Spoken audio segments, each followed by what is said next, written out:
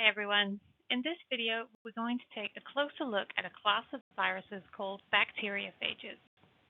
If you haven't had a chance yet, I recommend you pause here and watch the Introduction to Viruses video before continuing. Bacteriophages, or commonly referred to simply as phages, are a type of virus that infect bacterial cells.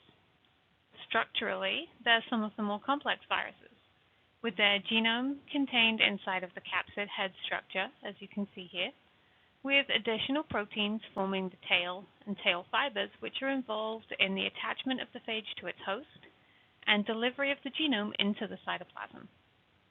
There are two main life cycles that bacteriophages use, the lytic and the lysogenic cycles, which we'll look at next.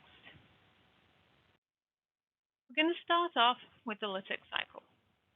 Phages that use only a lytic cycle are referred to as virulent phages.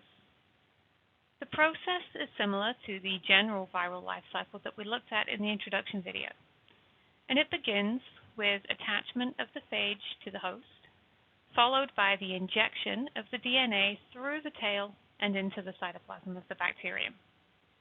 The host cell DNA is then degraded, and the cellular machinery used to replicate the phage DNA, as well as transcribing and translating it to produce new phage proteins.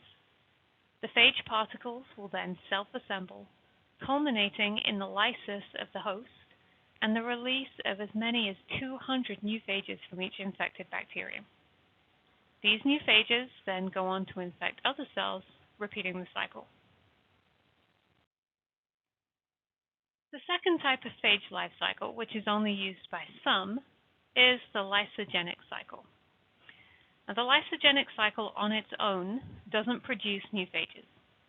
So phages using this type of life cycle, termed temperate phages, must also use a lytic cycle at some point. We'll begin in the bottom row of the image here, when a phage attaches to and infects its host. Instead of the host genome being degraded, in a lysogenic cycle, the phage DNA itself becomes a part of the host chromosome, so that every time the cell divides, which can be as frequently as every 20 minutes with bacteria, the phage DNA is copied along with the host DNA. While this doesn't produce new viral particles, it does produce a large bacterial population, all carrying the phage genome, under these circumstances referred to as a prophage.